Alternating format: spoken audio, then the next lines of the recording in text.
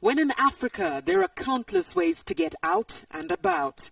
Some methods require more energy than others, but where you touch down determines just what sort of glide you get. Welcome to Mogadishu, Somalia. Here, if you're sure of your grip on adventure, catch one of these jolopies, Hadjia Hamsens.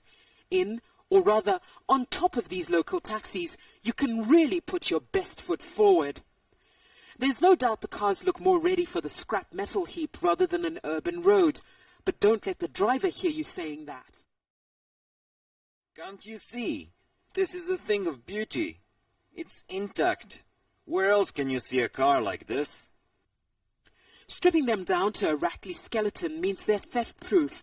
If they're made of nothing but scrap, then there's nothing to steal. A necessary measure in this city ruled by armed militiamen and thieving thugs ready to turn any worthy vehicle to their own use. For a more luxurious cruise, step onto the Blue Train. It's Mauritania's top ride, drawing overseas tourists for desert excursions. There isn't much to see from the cabin window except sand, and even more sand. In this desert country, a train can get you anywhere. It's a versatile mode of transport, with wagons freighting even livestock and iron ore. Navigating Kenya's urban jungle is best done in a matatu, minibuses which spin through the cityscape, offering what feels like a ride in a disco.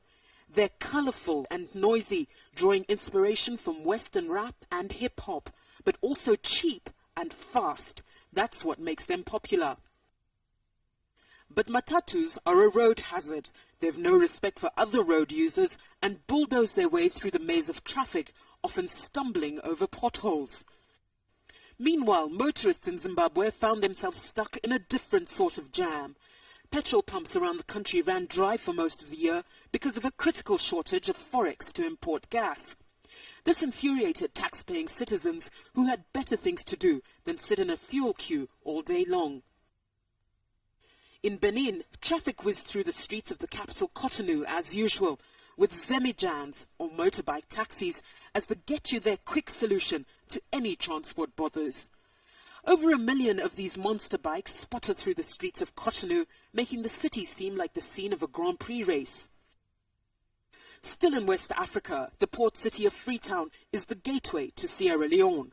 Rebels have controlled traffic here for most of the years of the Civil War, but now the port is under refurbishment and experiencing a return in business. With ships docking to drop off and pick up cargo for the next leg of their journey, the massive port is a place of dreams for people like Abdurrahman Koroma.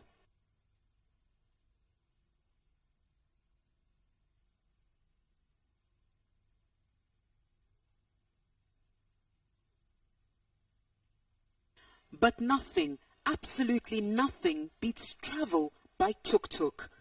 Chugging along at 30 kilometers per hour, it's one of the slowest, but nevertheless steady ways of traversing Africa.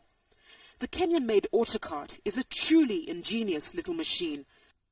Not only is it an attention grabber, it's perfect for skirting the potholed roads of the continent while getting all sorts of merchandise, from flowers to fresh fish, to the market.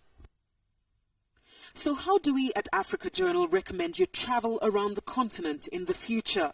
Well, you could catch a dhow, a Zemidjan, a matatu, or even just walk it out. But for the year 2001, why not try one of these wooden bicycles? Cheap, environmentally friendly, and reliable, that is the only way to go.